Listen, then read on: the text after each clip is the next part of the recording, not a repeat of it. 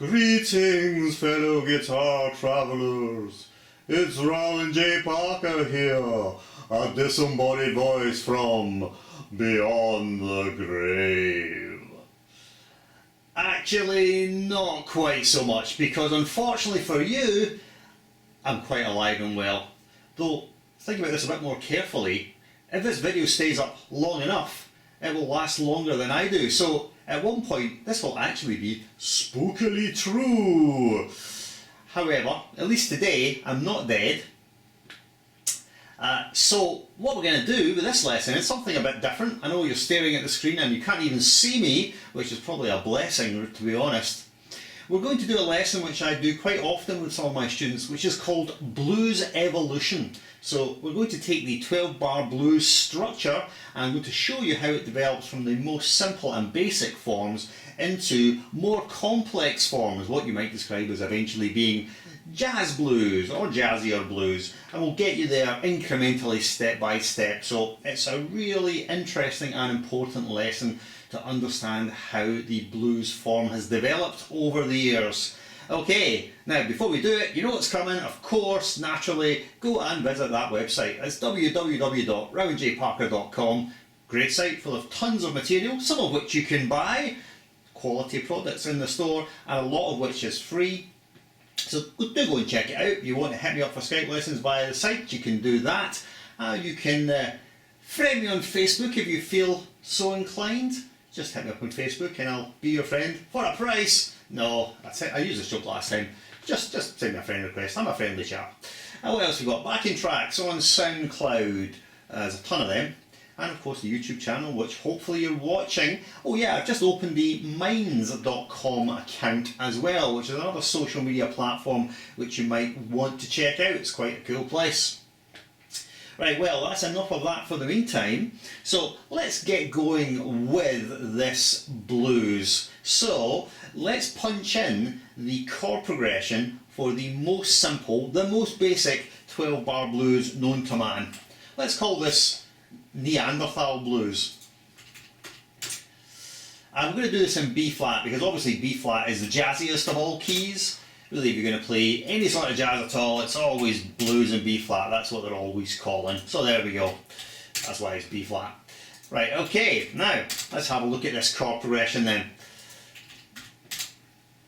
Remember to type B flat in. This is band in a box, in case you don't know. That is the best place to keep a band really in a box. Certainly the best place to keep a drummer. Definitely. Don't let them out of their box ever. Okay, so this is the most simple form of 12-bar blues I know.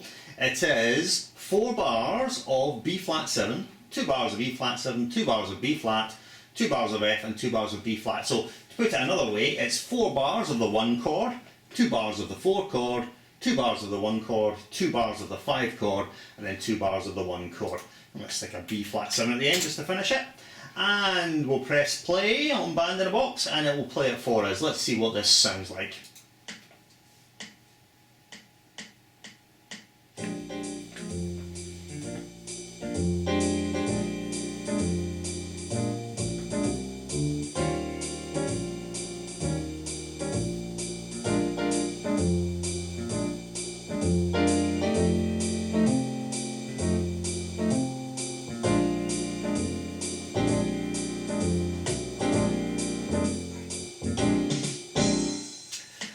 Alright, so please don't loop that around. Let's turn the loop off. So despite the rather cheesy band in a box style backing, you can clearly hear this is like an uber simple blues. Now this is the sort of blues structure that you're going to come across actually in rock and roll tunes. So let me cite you this example. The original chord progression from Johnny B. Good is actually this form. Admittedly not this key, but it is this form. And various other tunes of that era have similar forms. So I would describe this as, the most basic blues known to man. As I said, this is Neanderthal blues. This is drummer blues we're talking about. Okay, so let's call that version 1, and let's move on and look at the second version. We're going to tweak this a little bit. Now you should recognise this one. We're going to leave pretty much everything alone apart from the last 4 bars. So in the last 4 bars we're going to include an actual turnaround, a sort of turnaround, which is the very traditional and typical 5-4-1-5 turnaround. Okay, so the same otherwise, 4 bars of B flat, 2 bars of E flat, 2 bars of B flat, then a bar each, F, E flat, B flat and F. Alright, so 1-1-1-1, 4-4-1-1, 5-4-1-5. Now, as you should know, all the chord types in blues, the majority of them at any rate, are dominant sevenths. That's really what defines the blues sound. Very strong dominant sounds. Okay, right, that is version number 2. So let's have a listen to this, and I'm sure you'll be familiar with this.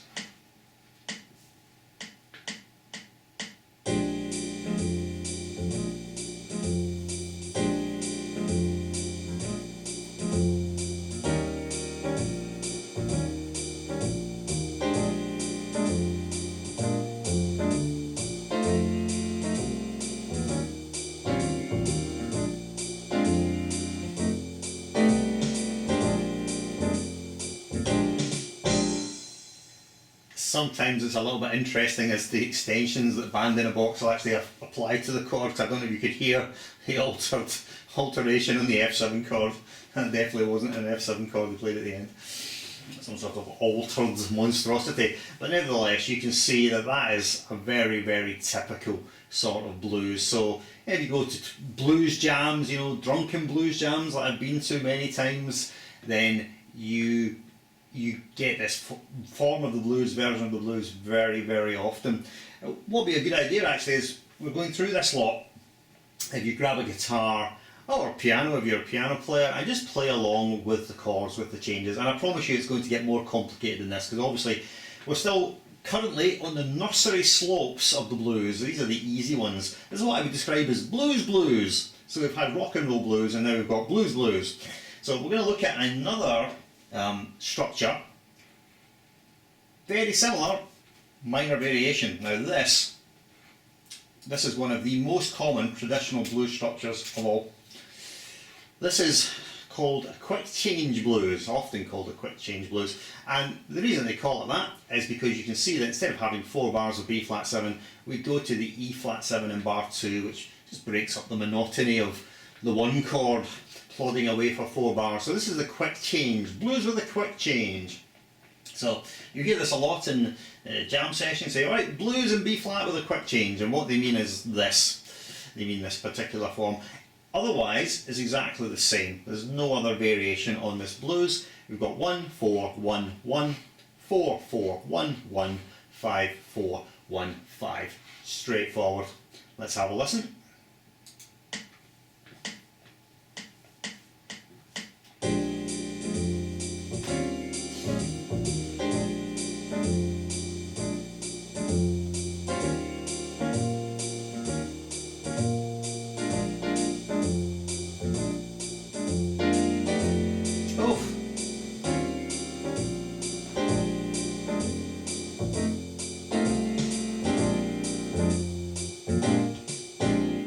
Yeah, did you hear the interesting clangor that Band in a Box put in right there? Oh, I do believe that was a flat 5 or something. Oh. Alright, stop doing that, Band in a Box. It's mainly because of the style that I've selected. Cool jazz style, you see, which is stylistic for jazz, but not so much for straight ahead blues. But nevertheless, I think you get the idea. This is one of the most common blues forms of all time. So that's us looked at the first 3 variations, which I would describe as the traditional blues ones. So now we're going to move on to variation 4, which starts adding a couple of other elements and starts pushing more towards what will become a jazz blues. So what's going to happen in this version is that we're going to introduce a turnaround, what's called a 1-6-2-5 turnaround. Okay, so that will be B flat 7, G7, C minor 7, let's try again, C minor 7, F7. Now for you purists, I'm aware this is not completely diatonic. B flat 7, G7, C minor 7 and F7 is not exactly diatonic to B flat, but however, excuse me, it's still referred to as that chord progression 1-6-2-5, because it is a sort of 1-6-2-5, or the root motion is certainly 1-6-2-5 given the prevailing B flat tonality. Okay, otherwise we're going to leave everything else alone. So let's have a listen to this one now. The first intimations of a little jazz blues with a turnaround in it.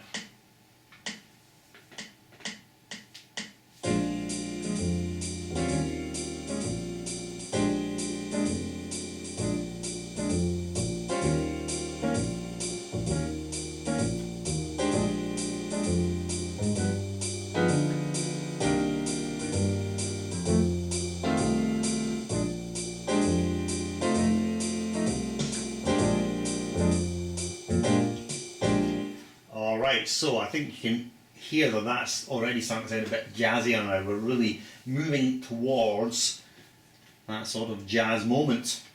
Alright, so let's do another variation.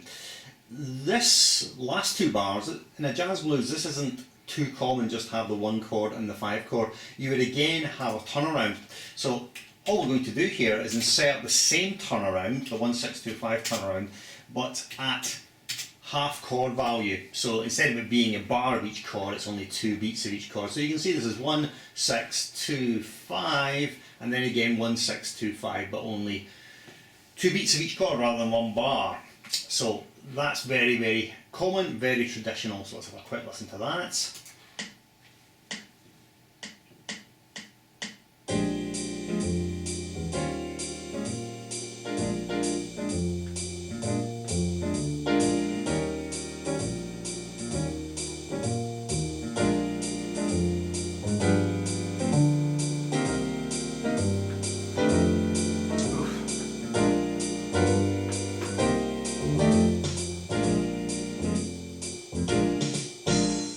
Again, you can hear it altering that 7th chord in a somewhat unpleasant way.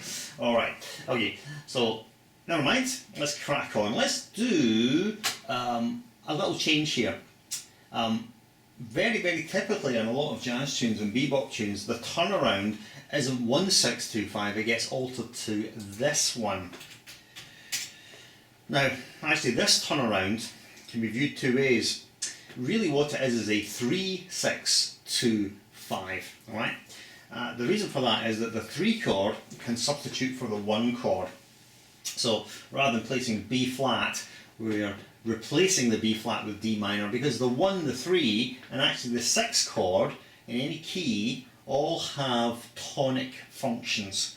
Alright, so that's a common chord substitution. So this now produces this chord progression, 3-6-2-5. Another way we could look at that is, rather than looking at it as being 3-6-2-5, it could be viewed as 2 consecutive 2-5s. So this could be 2-5 of C major, and this could be 2-5 of B flat major. So whether you wish to view it as 2-5 C, 2-5 B flat for soloing purposes, or you just wish to think about it as being 3-6-2-5 is really up to you, but harmonically the function really is 3-6-2-5.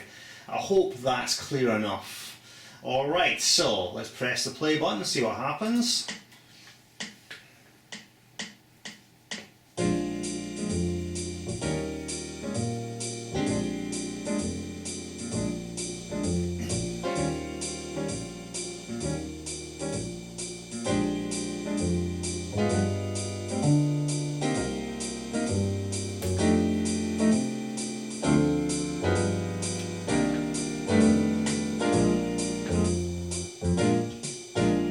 Okay, again, alteration on the dominant chord, I think you can hear. Yeah, so that was very representative of how that turnaround sounds, and it's incredibly common. Alright, so let's push along. We're going to make one change here. We're going to insert this. Now this is an incredibly common movement on the 4 chord. So rather than just having 2 bars of E flat 7, we replace the second bar of E flat 7 with an E diminished, actually E diminished 7th. It just so happens that Band in a Box won't let me put in diminished 7th, or at least it doesn't come up with that chord symbol. But that is the sound, it's E diminished 7th. Now, this is actually a form of chord substitution known as the 7 flat 9 sub. 7 flat 9 chord substitution. And I've done other videos about this previously, so if you're interested in it, go and look for the music theory videos on the dominant diminished connection, and also about the 7 flat 9 sub, because I've certainly done more than one video about it. So that's what's happening there, and it's incredibly common, hear it all over the place. So let's press button once again and see where we're at now. Now, it should sound fairly jazzy now. Should sound pretty. You're into Jazz City now.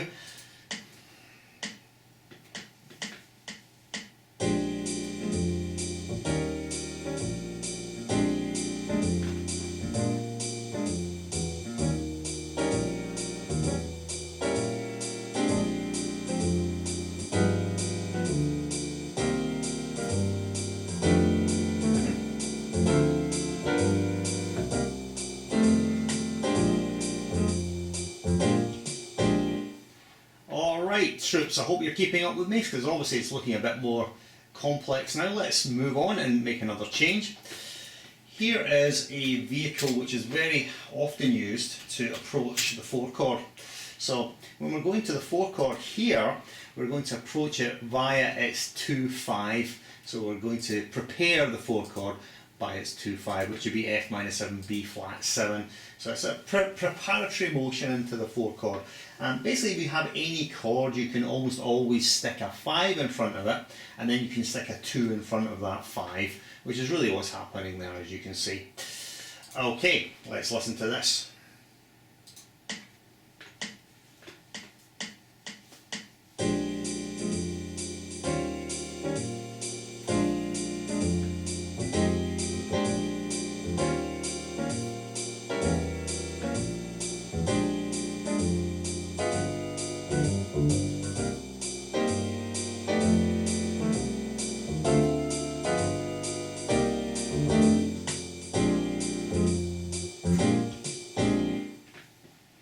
Okay, so let's add another 2-5. So let's look at this G7 chord.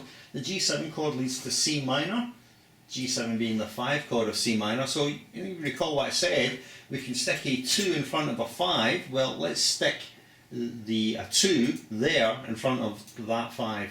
So we're going to stick the minor 2 in front of that 5, which is D minor 7 flat 5. It's the 2 chord of C minor, because this chord progression forms in and of itself a little minor 2-5-1 chord progression. Okay, press that button once again.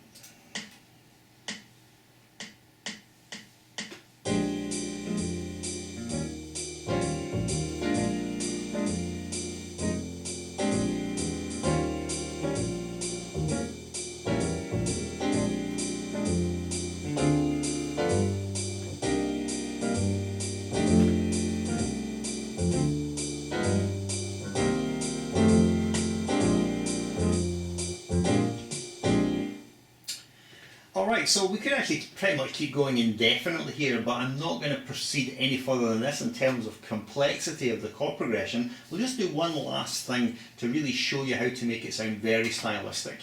So as you see that all these chord symbols, these are all fairly what's called vanilla chords, right? So they've not got very much colour on them, they're just plain old, dominant 7th chords, minor 7th chords. If we want to make it sound jazzy, we basically need to colour up the chords. We need to tart up the chords a little bit. Just imagine a chord as a rather plain looking girl, but when she puts on the makeup, looks fabulous. That's what we're going to do here, alright? So let's start colorizing these chords. Let's start jazzing them up, alright? So instead of B flat 7, we're going to have B flat 13, which is just a jazzed up, coloured up version of our B flat 7 chord.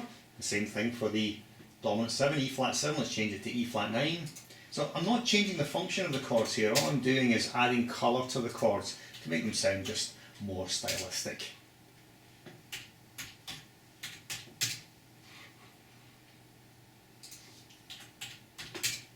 We'll leave the diminished 7th alone, that's fine as is. And let's alter that G7. So I'm putting alterations on these dominant chords when they resolve down a 5th, because you see B flat 7 resolves to E flat, the root motion is going down a 5th, so we can alter the dominant chords here. Works particularly well when you go to minor keys, but doesn't particularly matter. Any resolving dominant chord which goes down a 5th can be altered. So G7, sharp 5, and let's make this C minor 9. And what should we make this? Let's make this F7 flat 9, and more colour, B minor 9. I'll do G7 sharp 5 maybe, and then C minor 9, and let's go F7 sharp 9, the Jimi Hendrix chord at the end. And let's end it on B flat 7 flat 5. Oops, that's a sharp 5, sorry about that. Flat 5. Okay, alright, now also let us put in more than one repetition. Let's do 3 choruses. And let's crank the tempo up a bit as well. 130 would be pedestrian for jazz. So let's ramp up to 180 and let's just see how it sounds. And I think now you'll hear it sounds basically ultra bebop. This would be a very standard bebop blues, Charlie Parker type thing, right? Let's have a listen.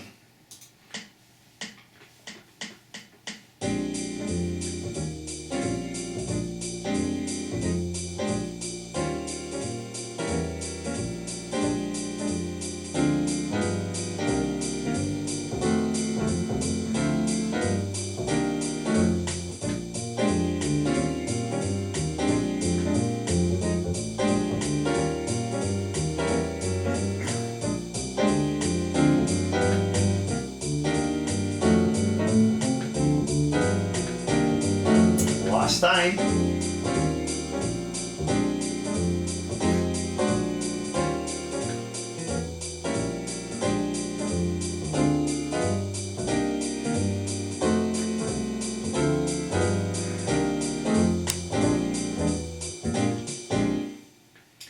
Okay, so to me that sounds really very much like blues of that sort of era. Think about Charlie Parker or early Miles Davis or anything like that. Pretty much up to, I would say, mid to late 50s, you'd hear this sort of thing very frequently. Alright, so thus endeth the lesson there actually. So look how far we've come, going back to the very first blues, which was a 3-chord, a little 3-chord guy, just simple dominant 7th chords, and now we've arrived at this monster bebop blues. Alrighty, so I hope you enjoyed that, hope you found it informative and interesting and you could tolerate bodied voice, or maybe you preferred that because you don't have to look at my face. Tremendous. Right, guys, I will see you next time, and we're going to do another couple of these videos if they go down well. On the next one I intend to show you how to construct a 32 bar standard tune, so that'll be interesting, well for me anyway. But till then, it's been Brown J Parker. Don't forget to check out the website. I'll see you next time. Farewell!